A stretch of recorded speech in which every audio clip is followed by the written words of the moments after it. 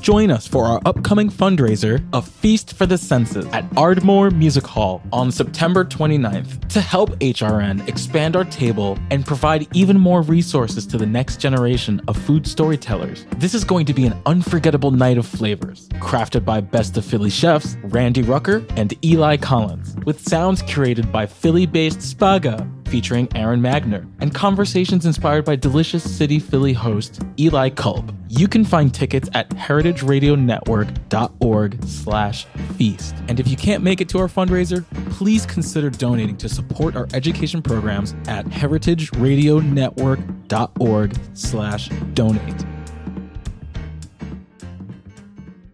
Hearst Ranch is a proud sponsor of the Heritage Radio Network. Learn more about Hearst Ranch at HearstRanch.com. You're listening to Heritage Radio Network. So you don't shun the devil with your rock and roll load. Knows that country music's gonna save your soul. The devil runs his groove in them rhythm and blues that sound. It's gonna get you sun in the air. Welcome back to the Speakeasy. I'm Damon Boelte. I'm Sother Teague. And I'm Greg Benson. And guys, we are back. We're back. Back from summer break. It is September here in New York City, which doesn't seem like the sort of thing that should be allowed in a just universe, but here we are. Fall is upon us, but what do you guys do? Well, we were off for 2 weeks. Anything cool? Damon, Sother? Sother, how many bars did you open up? Well, I'm actually trying to open one. You're slowing down, buddy. It's across the street from Amoria Margo, which is amazing. We want to turn it into maybe a tavern, not dissimilar to, say, Tober's Murray's Tavern. Cool. A place that's reliably good food, reliably good drinks, and open reliably late. Nice. If we want to call it something reliable. I love that. Old reliable. I was also, you threw me for a moment because you're talking about being across Avenue A, right? Because I'm like, across 6th Street is a parking lot. Like, That's are correct, you setting yes. up a bar in a parking lot? Listen, I've been known to do worse. Right across the street on Avenue A. An opportunity arose. A friend of mine had a bar there. He recently got married to a woman who lives in New Jersey and has 2 children. And so now he suddenly lives in New Jersey with an instant family and he kind of wants out. So we're kind of trying to see if we can raise the funds to take over the place. Cool. That's awesome, man. So no real break for me. I know Damon did some traveling. Where'd you go, buddy? What'd you do? Oh, man, this whole year, I can't believe it's September, to be fair. It's like, it's almost 2025. It's totally insane to me. It feels like I've been traveling this entire year for both work and pleasure. I get pleasure out of work travel. So, we work in an amazing industry. So how could you not, we get to eat and drink and be merry. That's our work travel. So we went to New Mexico. We're in Albuquerque and Santa Fe and Taos. I actually went for a concert, Dwight Yoakam and the Mavericks. And it got rained out in Taos. So we just ended up partying with a bunch of locals, which is just fine, And how about you, Greg? Oh, man, I sat by a lake for a week. It was great. Right. I didn't do shit. I got into the water. I got out of the water. I cooked the occasional hot dog or hamburger. Yeah. That was it, baby. Like, I realized on day 2, I'm like, wait a minute. If I leave my phone at the house, no one can call me or text me or email me all day long. And I'm like, why don't we build a society that functions this way? It was so nice. We used to have it, Greg. We lost control. Yeah. I know. Yeah, exactly. Now we're all slaves to the We were promised this would give us a better life.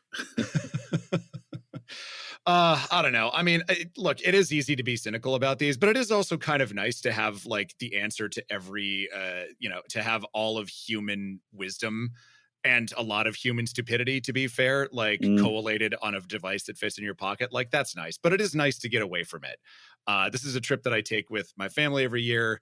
We go to a lake in southwestern Virginia. It's beautiful. It's chill. It's the only trip I take all year that I don't return from infinitely more exhausted than I was when I left. In fact, I saw my friend who I love her, but she's a little, she's an astrology girly. And I saw her the day that I came back and she was like, "You're aura is fantastic right now. And I'm like, well, that's because I'm actually relaxed, possibly for the first time you've ever seen me. Right. So yeah, a lot of good travel. Because as we said, in our industry, most of the time when we travel for work.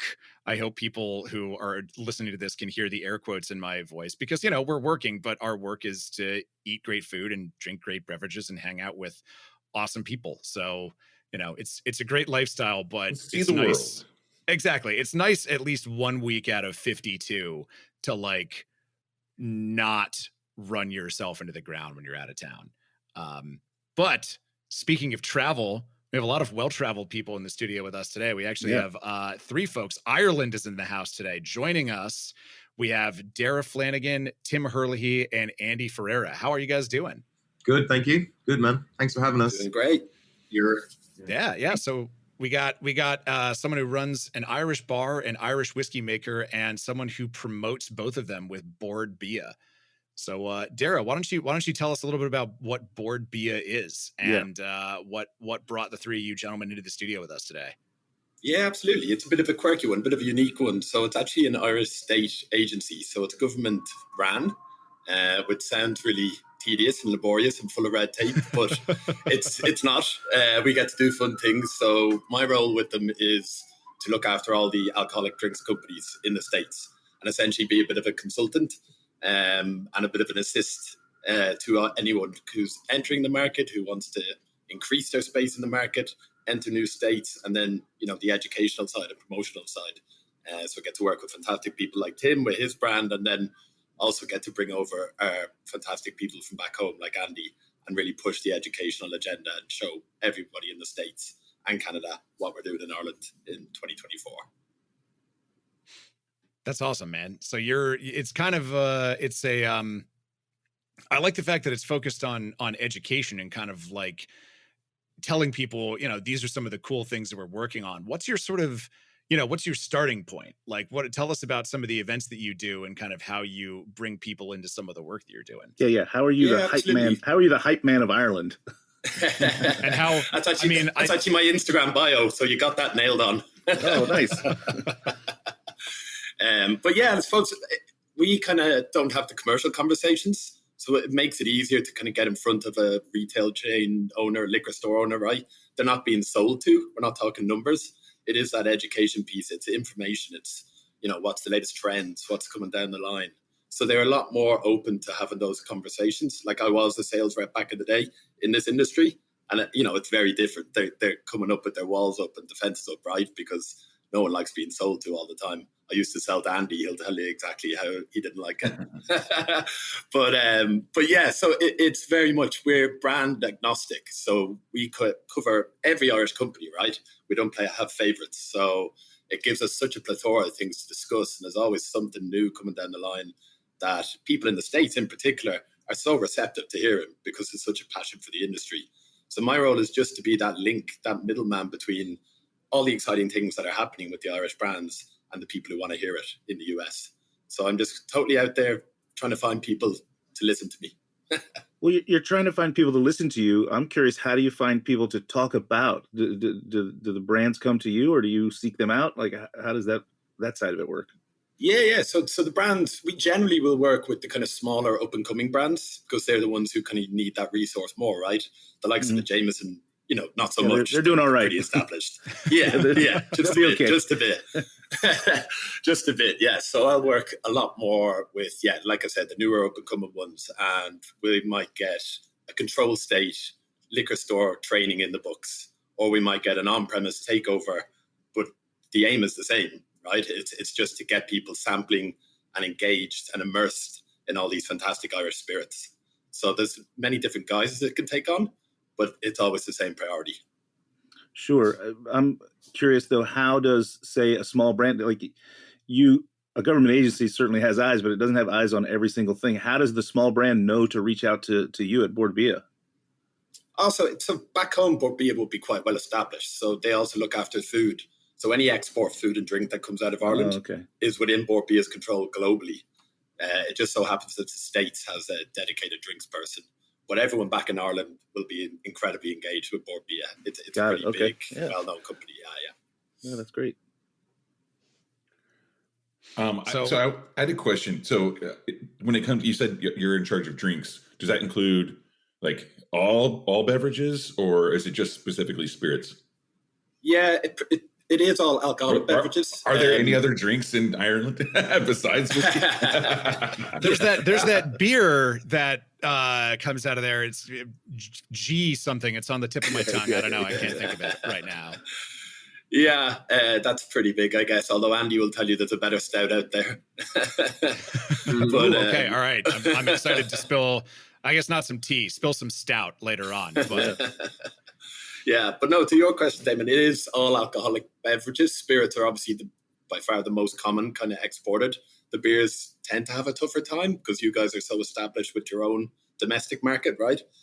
So it's not as much of a channel that people strive for. That might change in the future, hopefully, but yeah, it's very much focused on traditionally the whiskey, but now we got emerging categories like gin and puh-CHEEN and Irish rums and Irish liqueurs. There's a heck of a lot coming down the line.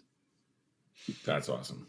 Yeah, I was wondering because like puh-CHEEN is kind of like, I mean, you're sitting right now, for the listeners out there, you're sitting at the Dead Rabbit in New York City, which, I mean, talking about like education with Irish spirits, I mean, that's the spot, in the United States for sure, and probably across the planet, So that's university level right there. Yeah.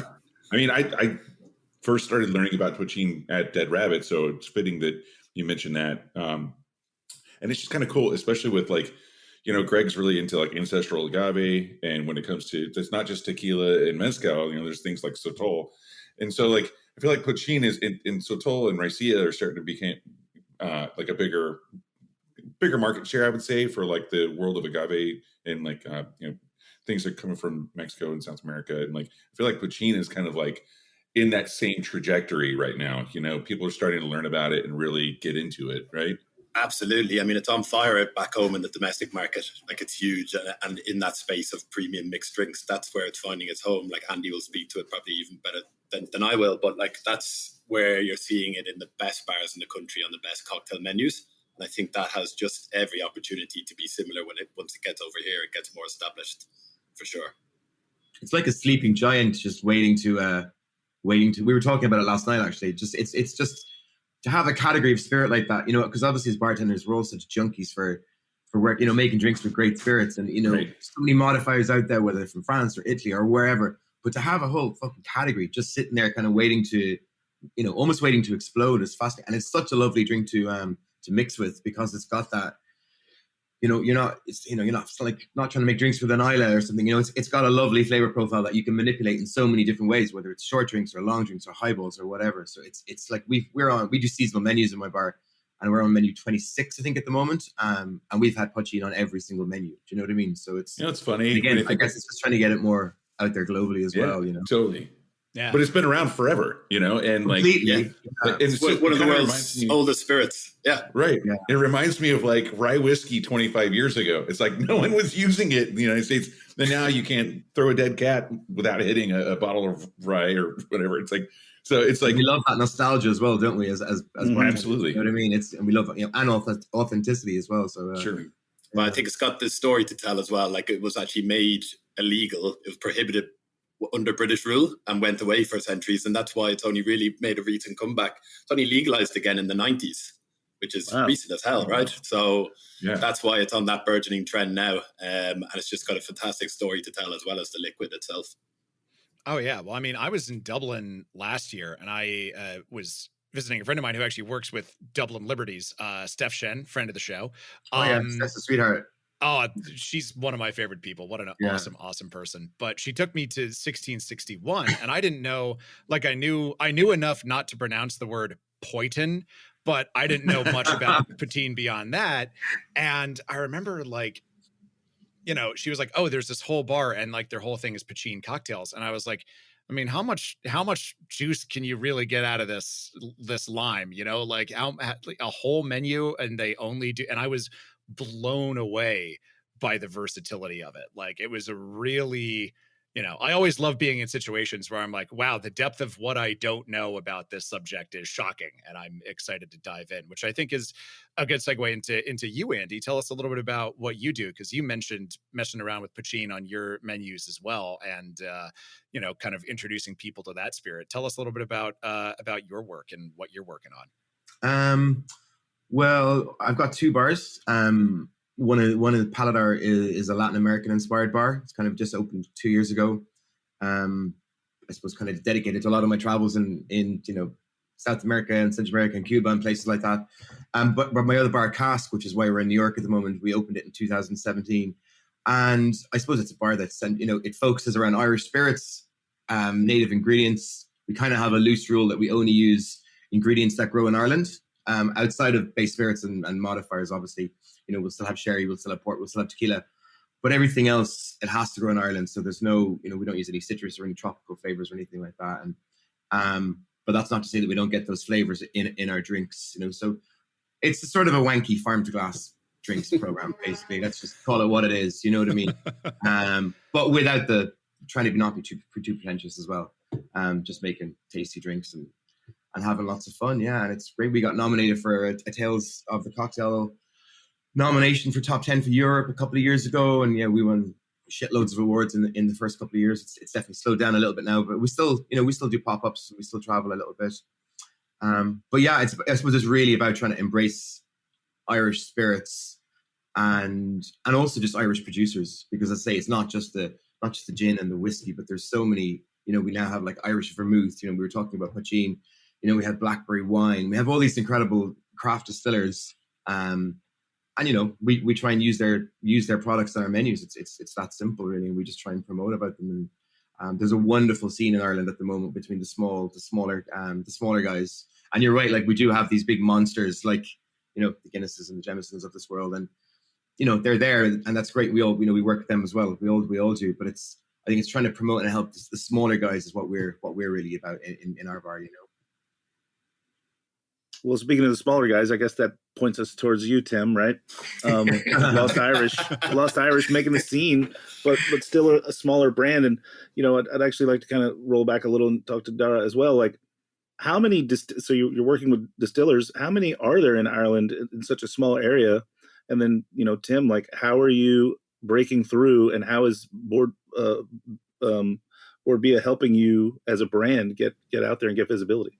Yeah, my whiskey origin story began with Bord Bia. So years ago, back in 2009, I first made my way over to America to work for Bord Bia and promote Irish food and drinks companies. So I got working with a distillery called the Cooley Distillery, and I learned a lot with them, and introducing everything from peated single malts like Connemara to single grains like Carino to America. So that was my kind of first move into whiskey 13 years ago.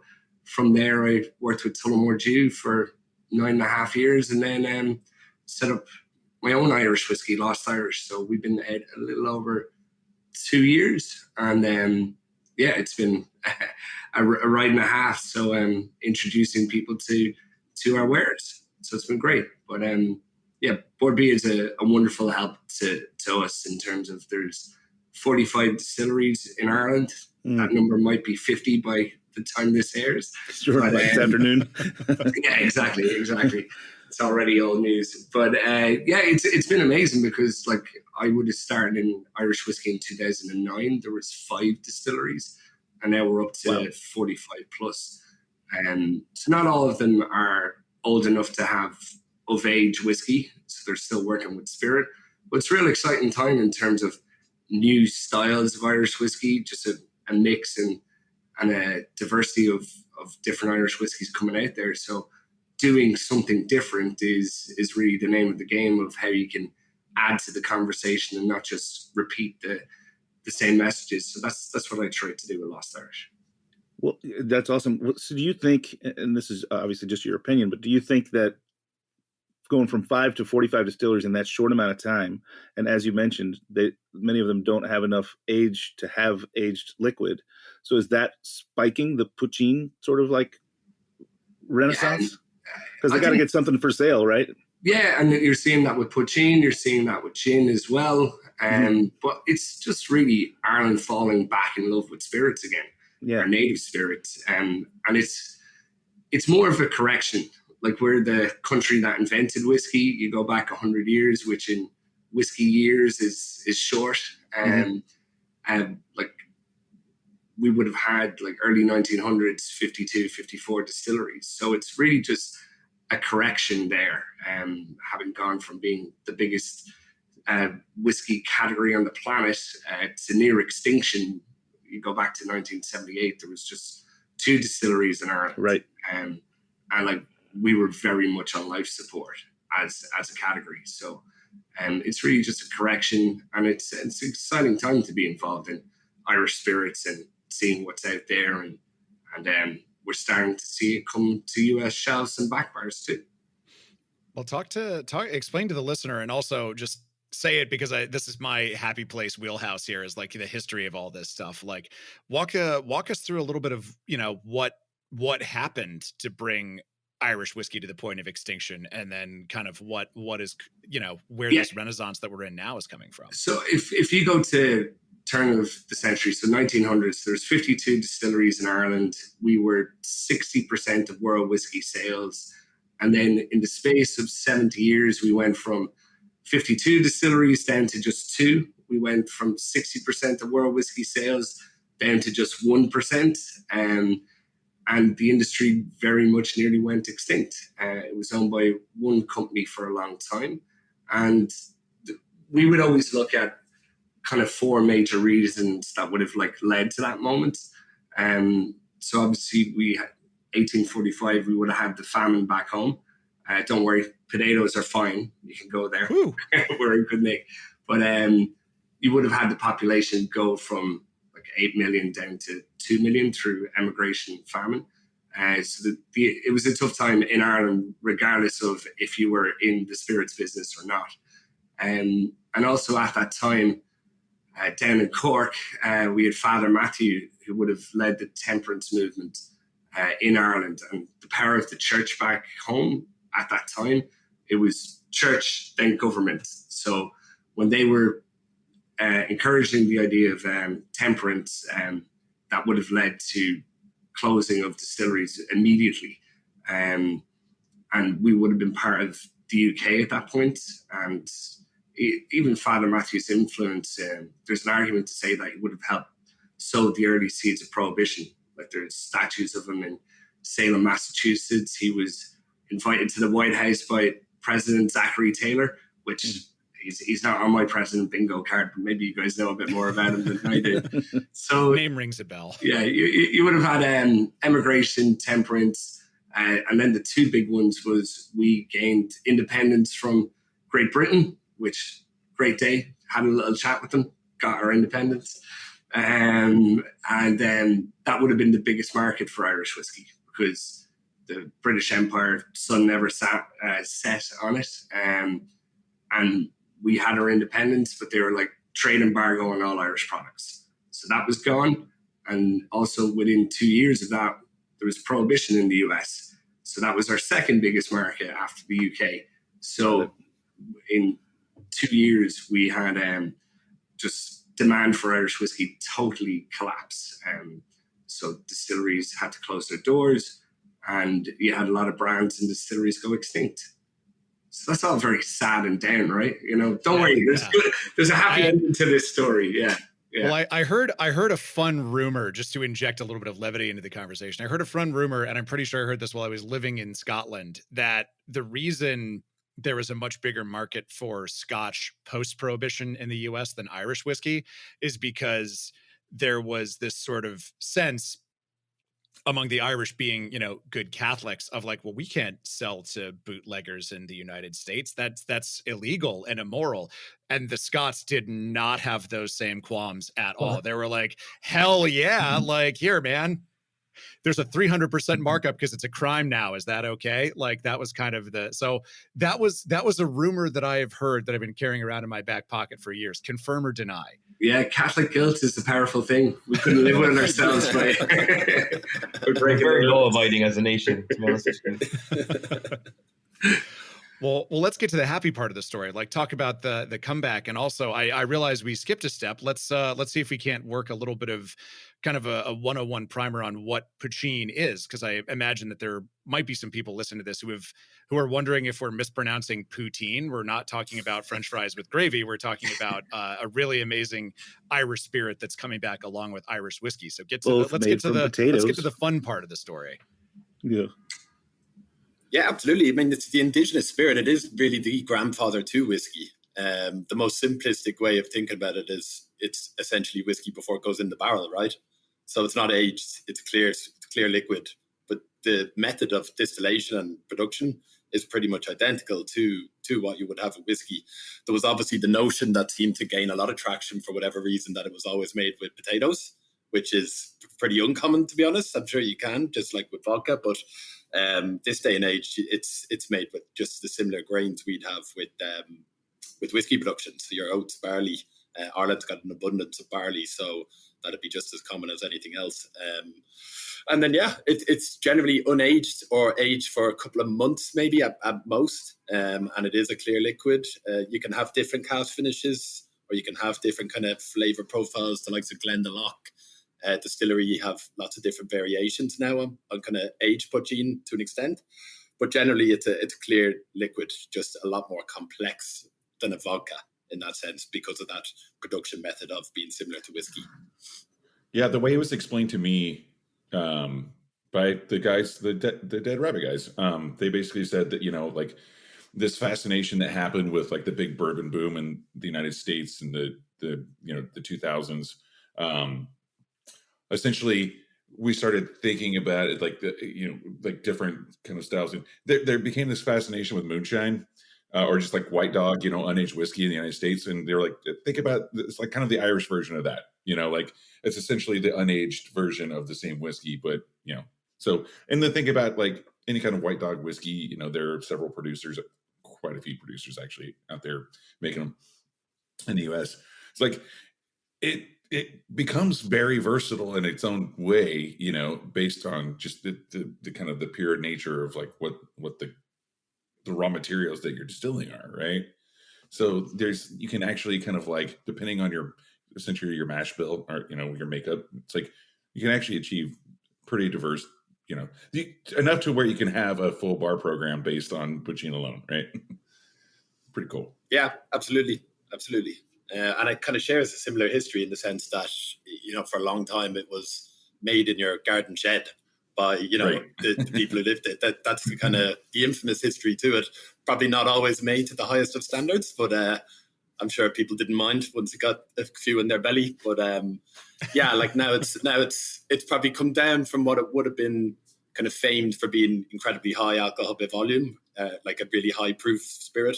And now you're kind of seeing a lot more at a lower level, kind of 80 proof and 90 proof. And right. It just gives it that bit more versatility for sure. That's super interesting. And that's a trend that we've been, talking about and monitoring a lot on this show, which is that people, I remember when I was first learning to drink when I was 21, the trend was, give us the biggest, strongest, most powerful flavors that are out there. Like I grew up on like triple IPAs and like, I remember the first time I had Smith and Cross, I was like, fuck yes. But it seems like, the trend now is kind of, going back the other way. Like people are, I am, because I'm not 22 anymore, but I think that even people who are like, first starting out their careers as drinkers are preferring those kind of, those more sessionable beverages, those things that aren't going to knock you on your ass, those things that are maybe like a little bit more subtle. And frankly, I think a lot of the time require more care and attention to make. So I'd love to hear kind of what the trends that you're highlighting with Bord Bia are that are kind of trending in that direction. Yeah, I mean, look, Andy, you'd be the best person to speak to what we're kind of seeing in Ireland, and that will reflect a lot of what the producers are doing. But I totally agree. I think Ireland's always had an interesting culture with hard liquor. Like, obviously, we have the whiskey culture and the affinity for it. But even when I was growing up, kind of noughties time, when I was going out, we didn't have a culture for slamming tequila or, high spirits in a shot sense either. we're only really scratching the surface in terms of exploring agave in 2024 back in the Irish market. So I think that's always kind of been there in Ireland, what you're saying, that lower ABV. Like even a lot of the big famous and popular beers will be along that side. We've no real IPA culture either. It kind of came and went as a trend. So yeah, I think Irish palate-wise, it's always been slightly to that milder, kind of more sessionable and quantity to an extent. How many you can get in the end one night, that's kind of what you're looking for. But it's definitely changing, and I'm sure like Andy would be the best man to probably say what he's seeing right now. I think the exciting thing about go on. I think the exciting thing from Irish whiskey at the moment, with so many new people coming to town, it's a real focus on flavor at different aspects of the production cycle. So you'll have different distilleries focus on mash bills more so. So whether it's Blackwater or Boan, where they're really taking lessons from what we see in Kentucky and using different grains, whereas before it's really just corn or maize and barley, whereas now you're seeing oats coming into mash bills, rye as well. So that's exciting. And then at the other end, you have other distilleries that are really focused on the maturation. And I think one of the unique things about Ireland is we're able to mature in wooden casks. It doesn't stipulate that it has to be oak. So there's a lot of other hardwoods that we're playing with, and different flavors will come from that, whether it's the wood type or what that cask has previously held as well. So you have different distilleries that are kind of looking at that. So with greater numbers, there's a bigger realm of flavor that's coming in with Irish whiskey. And it's really exciting just to see what can happen and what can wind up in your glass. And terroir as well. You know what I mean? It's sort of, what the guys in Tipperary are doing is really exciting as well, Talk to us a little bit more about that. I didn't know that there were exciting goings on in Tipperary. What's happening over there? Waterford Distillery, they're just kind of, a lot of the smaller distilleries are just kind of using their own barley. So it's really, it's a bit like a mezcal where you're creating a liquid from the own environment that you're creating. You know what I mean? So, yeah, that's it really. Yeah, they're really diving deep into focusing on different farmers and the microclimate that will come from it. So at Waterford, they'll have as many as 42 different farmers, and they'll run that cycle the whole way through milling, mashing, fermentation, distilling, and maturation. And then they'll change it to Farmer Greg. And you'll only be tasting whiskey made from barley from Farmer Greg. And then the next week, they'll move on to Farmer Damon. So you're really getting to taste them side by side and see the difference of literally terroir. Yeah, like a horizontal tasting of different farms and the grains that they're producing. That's pretty incredible. Andy, what are you seeing like back at a bar in Ireland? What are you doing over there? And then you're here now, so I'm assuming you're here to do some work. What are you bringing over and showing us that in America that maybe is surprising to us, or that maybe we would be attracted to glom onto and repeat here in the United States?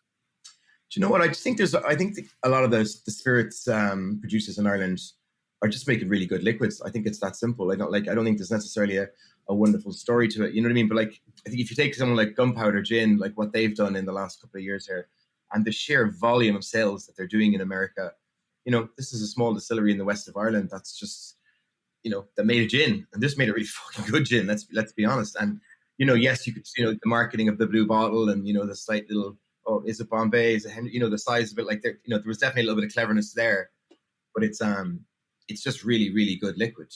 Dingle Distillery is the same. Their vodka and gin can stand up to anything. So, gin is obviously quite a big category in Ireland. It's still, it's still huge. People are still really fond of it.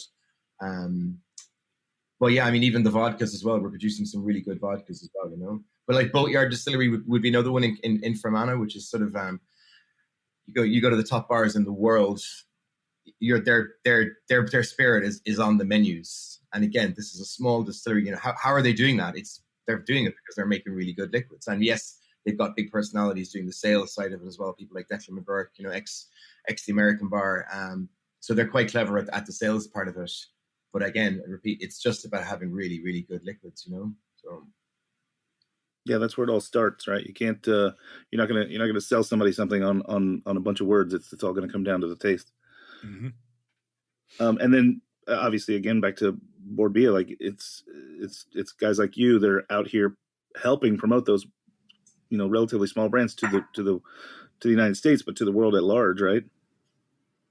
Yeah, absolutely. That's the end goal. So, I can do a lot of that maybe myself when it comes to the off-premise and the kind of business-to-business and the control states we're quite strong with as well, just because we've kind of similar setups. But obviously when we're looking at that on-premise crowd and trade audience, that's when it's a huge benefit to me to be able to collaborate with Andy and his team and bring them over here and kind of have that message coming from a peer group, right? Because it's always going to hit harder with an on-premise audience. So we're doing an event tonight, for example, here in the Dead Rabbit, where we're going to have 3 Irish brands from the south of Ireland, where Andy's bar is kind of haloed and heroed, and have a special menu on them. The brand owners have made the journeys, some of them over to be here and actually speak about the brand and, meet people at the bar and just buy around and that kind of stuff. It's invaluable, even with modern technology and stuff, nothing will ever beat, meeting a maker at the bar, sharing a drink with them of their own spirit. It's going to resonate a lot longer with people, right? So yeah, it's just creating those moments and opportunities for every brand that has a focus in a particular state, and trying to create a bit of a legacy out of it. Yeah. And let's be honest as well, Ireland's got 4.5 million people. Like, you're probably not going to get your kids through college, selling liquids to our population. America is still, I imagine, is the holy grail. At the end of the day, it's sort of, you want to get to a bigger market. Anyone that sells anything wants to get to the biggest audience that they possibly can. So, and there's obviously the Irish American connection as well. We're not exactly bad at selling that little line either.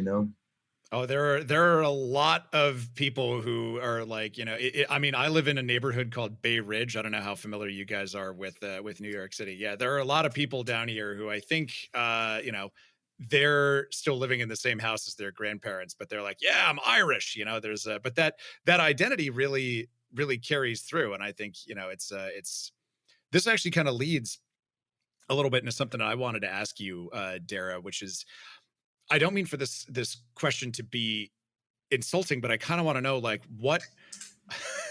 So you're about to insult him. I'm loving this already. However, is this the leprechaun question? Is it? Yeah. I've been looking for that gold for fucking years. I just want to know. No. Which end of the rainbow does it come out? Because I went all the way to one side and then the other one was way back. And by the time, just help me out next time is all I'm asking. No, I want to know, like, what are the hard parts of your job? Because I imagine if someone came up to me and was like, hi, I'd like to sell you this new HR software. Even if I needed HR software, which I don't, I'd be like, oh boy, here we go. All right, I got to take this meeting. But if someone came up to me and was like, hi, I'd like to sell you some Irish whiskey, I would be much more receptive to that meeting. I would already be in a better mood going in. So like, do you have just an awesome job, or is it like, what are some of the roadblocks and the challenges to what you do? Yeah, no, look, it still kind of has that same sales pitfall. So it kind of feel like a smaller brand. For example, I used to have sales roles with Diageo and Pernod Ricard, and now I'm kind of one of the small brand voices and trying to get those meetings with the big retail chains, like every other person trying to sell a spirit out there, is difficult. The market at the moment is what it is. A lot of categories are kind of, treading water a little bit. There's not a whole pile of growth. Hopefully it's going to turn around soon, but not everyone wants to take on 5 new listings of Irish whiskey, no matter how good you can explain it and educate people around it. So it's those still same commercial challenges. But yeah, it's literally just trying to get as much airtime for these spirits as possible, show them why they potentially need it, show them the gap in their own kind of distribution and listings, be it on a back bar or a liquor store shelf. But yeah, that's probably the biggest challenge at the moment is everybody wants these big retail chains and the Total Wines, right, and the big liquor stores in every big state.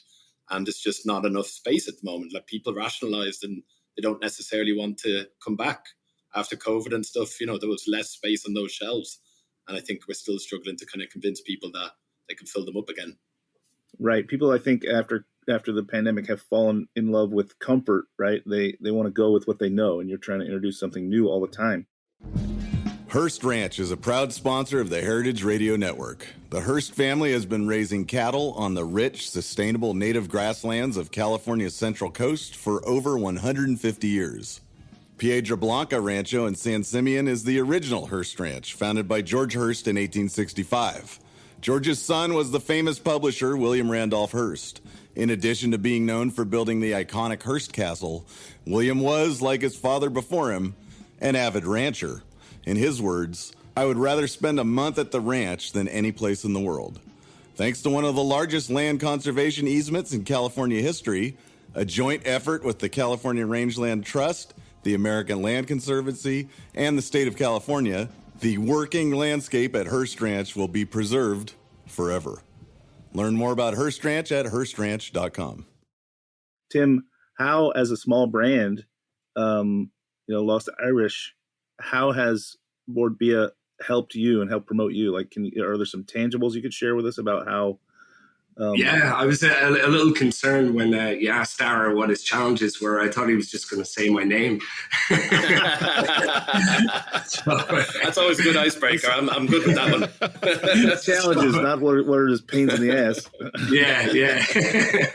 No, I'm lucky in terms of like Lost Irish as a concept it's very American in nature. It's that idea that there's 5 million people in Ireland, but 70 million worldwide that claim Irish ancestry.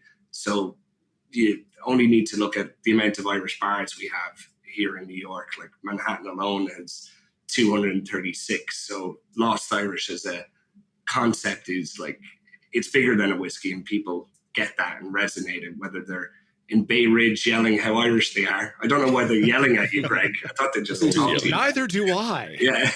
But what Daragh and Bord Bia are able to do is help me. Like, we're working on a trip to New Hampshire.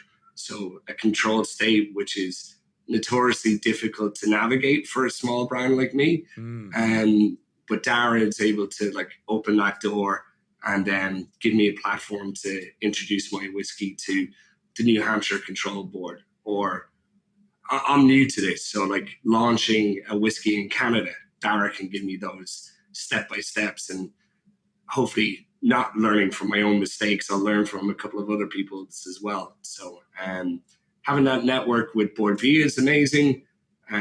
Consulates as well in Ireland, or our ultimate like hack around the world is the Irish pub. The French very much have their restaurants or their cafes. The Italians have the restaurant, but we have the pub. So that's always a good starting place for us to go as well. Daragh, a little bit of like the business side of it. Obviously, Bord Bia wants to promote Irish products and get Ireland all over the world. But what is or I guess I'm asking both Daragh and Tim, like, is there an exchange here? What do you owe back to Bord Bia? Like, geez, don't be giving me a tax service. Is this a paid service, or this is just a government subsidy that comes to you because you're an Irish company and they want to promote Ireland? Like, how does the business side of it work? Yeah, no, I think you nailed it. That's pretty much it. It's there to be of service to these companies, and it's government funded, it's state funded, right? So I think that's the whole idea. It's a support group there. It's not for profit. We don't get into commercial buying and selling conversations. It's totally there as just a support service to the likes of Tim. Yeah, I love that. It's even before you have the product. Like, you can do deep dives into research and work with focus groups before you even launch a brand or a liquid, and it can help at all different levels. So it can be the sales and exporting, but it can also be the research and honing in that bottle before it's ready to go out to export. So it's one of the things. So it's not a total open door in the sense that we will have a few kind of guidelines and KPIs we'll expect of the brands we work with. So huge priority for them is sustainability in everything that a brand does, a producer does. They have an Irish kind of state-owned sustainability program called Origin Green. It's actually the only kind of food and drink state-ran sustainability program. And if a company that we work with doesn't necessarily hit those metrics, they don't get the full plethora of services available to them. So we kind of have that carrot, which is a fantastic result for everybody, right? Yeah, that exactly. It becomes as sustainable as possible, and then you get the full services. And yeah, so that works really well, and that's a huge passion of ours, and I think everybody in Ireland, that sustainability agenda, and Andy will speak about it from the bar side as well. It's becoming really prevalent. It's something we're quite proud of. So it incentivizes the bars or the brands to be more green, or whatever you want to say, and so that they can participate in this obvious huge boost to their business, both as a maker and as a brick and mortar bar owner. Andy, can you talk a little bit about that and how that's affected your situation over at Cork? Yeah, well, I mean, like, our bar is in Cork. Yeah, like our bar has sort of, like I say, that kind of rule of only using Irish ingredients is, I suppose, even going back to 2017, we've always tried to have a really small footprint, on our menus. We've never had a lime or a lemon on a menu. We've never, Oh, me either. The idea of flying it in from Mexico, when I have things like, rhubarb, cooking apples, infinite amount of ingredients which I can use, which are probably more interesting flavors as well for me. I think often when you use citrus in a drink, you very much kind of put that drink into a box, you know what I mean? And straight away you have to then add a little bit of sweetener to kind of balance that sour, and it can be quite restrictive in your creating formulas and flavors in your cocktails. So like just using Irish ingredients has always been a huge part of that. But yeah, I mean, the other thing about Bord Bia is that, like, we're actually really, really good at sort of supporting small businesses in Ireland. I lived in America for years, so I kind of have an idea of how much. I know state by state, it's all kind of different, but Ireland is a very small country, and it's a country that's fucking booming, quite frankly. You know what I mean? Like, it's doing really, really well. A huge bonus of being part of the EU. Obviously, we get a massive support network from Europe as well. But if you were the kind of guy who had, if you wanted to open a little Irish coffee liqueur, if you had half a plan, like, there would be a support network there for you to go and do that, and you get the training and you get a bit of funding. And I know this because it happens. I'm not saying that they're all successful by any means, but a lot of them are. You know what I mean? And there's a lot of really cool ones out there doing amazing stuff. Well, this gets back to something that we teased at the start of the show, which is you had a stout that you felt was superior to that other Greg beer that forget. I think Greg never generally forgets. comes to mind when people think of Irish ales. You might have thought you were going to get off the hook not talking about that, but I'm going to hold you to it. What do you think I had about? a T-shirt somewhere with it. Yeah, it's it's Beamish. Yeah, so we have, like, in Beamish, Cork, where I'm from in the south, we have two stouts. So we have Murphy's and Beamish. And yeah, they would be very popular. They certainly drink a lot more of them in Cork than they would Guinness. But yeah, I mean, Beamish would be the one that kind of a lot of my friends and I suppose my generation would drink.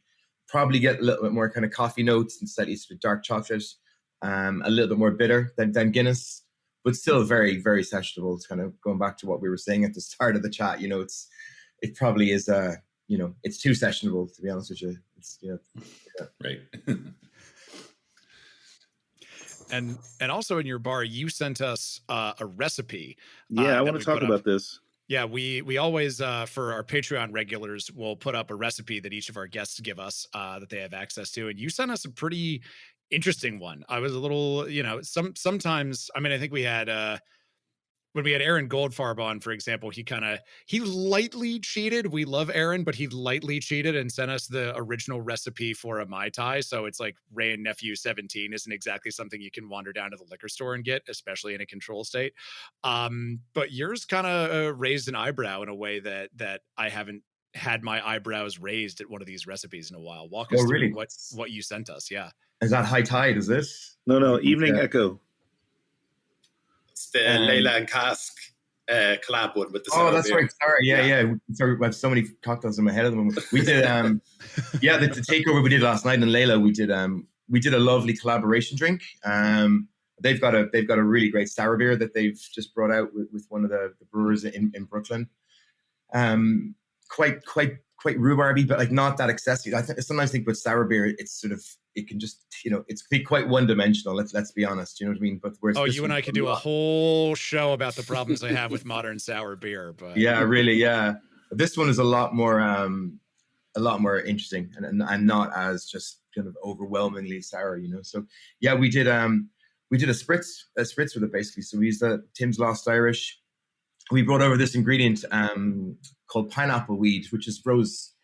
It grows. I just noticed your "I love weeds" T-shirt, your cup earlier, Damien. I was kind of half laughing to myself. So pineapple weed is it's from the chamomile family, and every summer it comes out, and it comes out in abundance, and it's got these lovely little kind of yellow buds. And if you squeeze them or you rub them in your hands, like, it's more pineapple-y than pineapple. This thing, you know, it's an absolutely incredible ingredient. So we brought over a pineapple weed cordial, and we simply mixed it with the whiskey, the pineapple weed cordial, some of the guys' sour beer, and then we just hit it with some soda. So again, super light, super refreshing, not trying to create anything out of this otherworldly, but, you know, all the flavor was already there with the whiskey and with the beer. So all we had to do was accentuate it a little bit, you know. And the pineapple weed was a lovely little kind of tropical binder.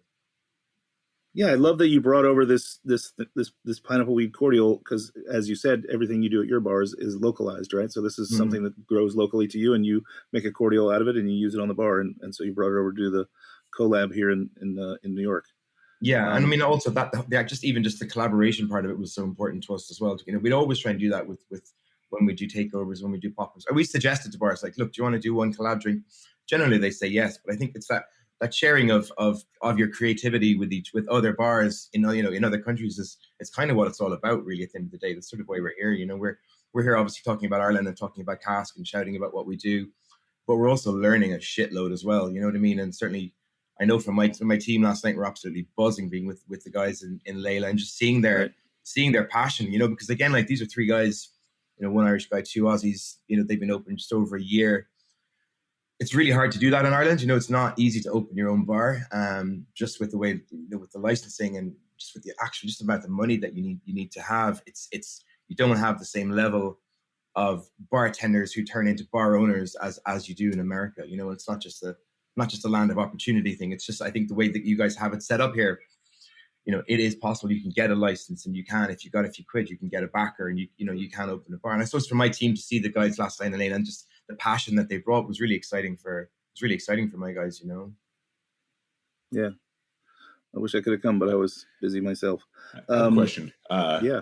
So, well, one thing is, like, I love Irish whiskey. I'm having some at, you know, well, now it's a little after 10 a.m. in California, but it's 10 a.m. somewhere, baby. Speaking of early morning beverages, with the popularity of the espresso martini, I mean, the Irish whiskey is the original espresso martini, right? But we're talking about, like, I'm always, you know, I come from the world of gin, or just botanical spirits in general, and I'm really intrigued by Irish gin and vodka. And I was thinking, like, you know, if you're doing an espresso martini with Irish vodka, then that's actually kind of like, there's a connection here that gets you back to the Irish coffee, you know. Yeah, I know this might have to be a whole other episode because we're kind of at time here, but I think that, like, it's like, you know, like, for instance, I went on a trip to South Africa and I couldn't believe how much gin there was there. I wasn't expecting gin to be, like, the big thing there. So, like, to hear about gin and vodka being a popular spirit that's being made locally in Ireland, that's something we have to talk about on the next time that we have you on the show, because I would really like to dig into that. We're going to have to introduce you to the Belfast coffee as well. A puh-CHEEN based cocktail. Nice. So nice.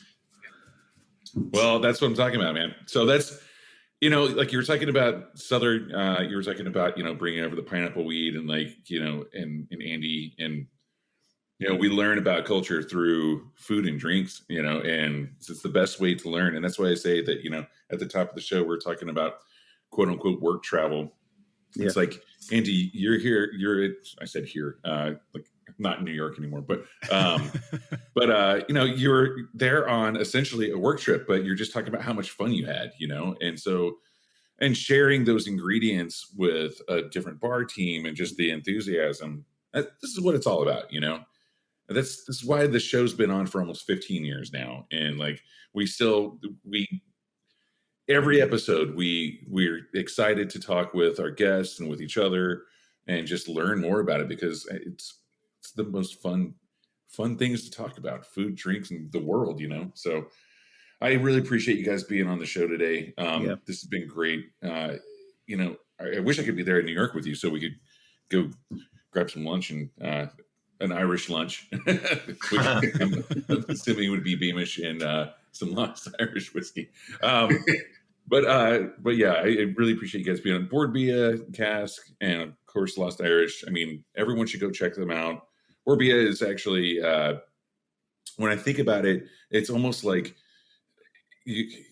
essentially you're like the drink ambassador, like brand ambassador for Ireland in some ways, right? Does it feel that way? It's a little bit of how I describe it. You're kind of a part-time brand ambassador for all the brands. So a little bit of chunk of your time just goes to them in some capacity. Yeah, it's a good way to kind of summarize it. That's amazing. And I feel like, well, I think it also, sorry, Damon, it also it really creates an environment of collaboration and mutual interest and respect, right? The high tide raises all boats.